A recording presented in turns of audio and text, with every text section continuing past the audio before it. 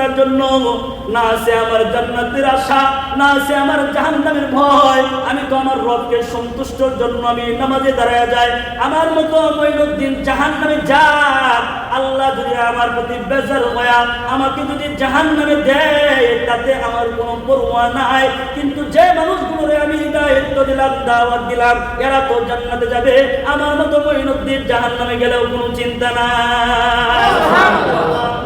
খাজা মঈনুদ্দিন চিশতি রাহমাতুল্লাহি আলাইহি এই কথা যখন বলছে, খাজা ওসমান হারুনি ঠাম দিয়া বুকের মধ্যে জড়ায়া ধরছে, বুকের মধ্যে জড়ায়া ধরে কই, রে মঈনুদ্দিন, আমি খেলাফত কারে দিব ওই চিন্তা করতেছিলাম, আমি কোনো যোগ্য মানুষ পাইতেছিলাম না।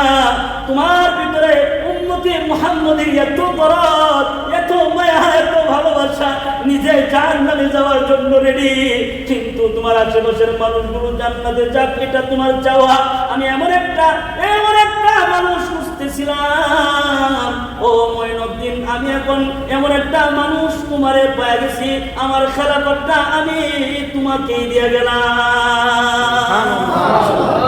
যারা উম্মতি মুহাম্মদের দরদ যার ভিতরে আছে, তারাই কামিয়াব। তাদের জবান যখন ফুটে যায়, তাদের জবান দিয়া যখন কথা বলা শুরু করে দেয়, তখন এদের জিহ্বার দিকে তাকায় থাকে, এদের ঠোঁটের দিকে তাকায় দেখে কত সুন্দর কথা বের হইতেছে। এজন্য এত দাওয়াত দিতে হয় না।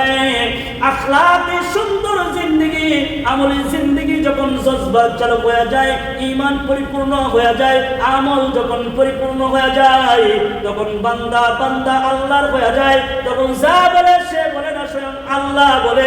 ওই কথাটা তাদের দিলের ভিতরে ফিট হয়ে তারা আবার যারা মসজিদে আসতো না, মসজিদের দিকে তারা ছুটে আয়। সুবহানাল্লাহ। এই যে খাজা ওসমান হারুনি, সে বলতেছে, শোনো, আমি তো আর জান্নাত বিলীন করতে পারবো না, জাহান্নাম বিলীন করার অধিকার তো আমার নাই, জান্নাত বিলীন করার অধিকার আমার আছে নাই, কিন্তু আমি তোমাদেরকে পরীক্ষা করছিলাম, আমি দেখছিলাম যে উম্মতের জন্য কার দরদ বেশি। আমি দেখলাম মঈনুদ্দিন উম্মতের জন্য তোমার এত দরদ দিলের ভিতরে, এই জন্য তোমার আমি পরীক্ষা কইরা আমার খেলাফতটা তোমারে আমি দিয়ে গেলাম। সুবহানাল্লাহ। খাজা ওসমান হারুনি তো এমন একজন বুজুর্গ, এমন একজন উনি যে তাকবীর ডাইরেক্টলি আগুনের ভিতরে ঢুকে যায়। আল্লাহু আকবার বলেন। তাসবিহ লয়া জ্বলন্ত আগুনের ভিতরে ঢুকে যায়, আবার তাসবিহ পড়তে পড়তে আবার আগুন থেকে বের হয়ে যায়। সুবহানাল্লাহ। থেকে এই খাজা ওসমান হারুনি হাত দিছে, দেখে যে মানুষ আগুনের পূজা করে। খাজা ওসমান হারুনি গিয়া বলে, এই তোমরা কার পূজা করতেছো? কয় আমরা আগুনের পূজা করি। কয় যে খালেক আগুন সৃষ্টি করছে তার পূজা তোমরা করো, খালেকের পূজা করতে পারো না? কয় তাহলে তুমি কার পূজা করো? কয় আমি তো আমার খালেকের পূজা করি। কয় যে খালেক তোমাদের আগুন বানায় ওই খালেক? কয় হ্যাঁ।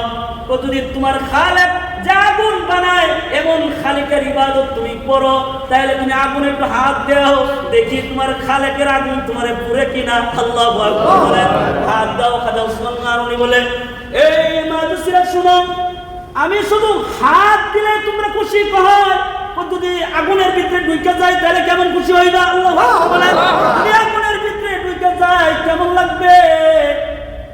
খাজা ওসমান হারুনি বলে, তাহলে আগুনের ভিতরে ঢুকতেছে, আমার একটু ওজুর পানি দাও। সুবহানাল্লাহ।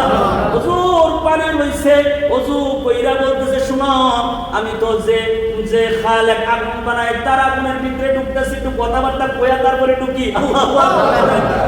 2 রাকাত নামাজ পড়া তাসবিহ হাতে লইয়া খাজা ওসমান হারুনি আগুনের ভিতরে ঢুকে গেছে। কিছুক্ষণ পরে আবার খাজা ওসমান হারুনি তাসবিহটা হাতের মধ্যে লইয়া আল্লাহর নাম জপতে আবার আগুন থেকে বের হয়ে গেছে। এই দৃশ্য যখন তারা দেখছে,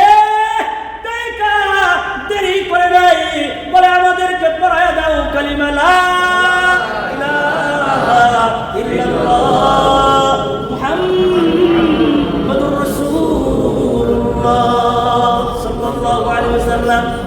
তাহলে উম্মতের দরদ, উম্মতের মুহাব্বত, উম্মতের মায়া দিলের ভিতরে ঢুকাইবে।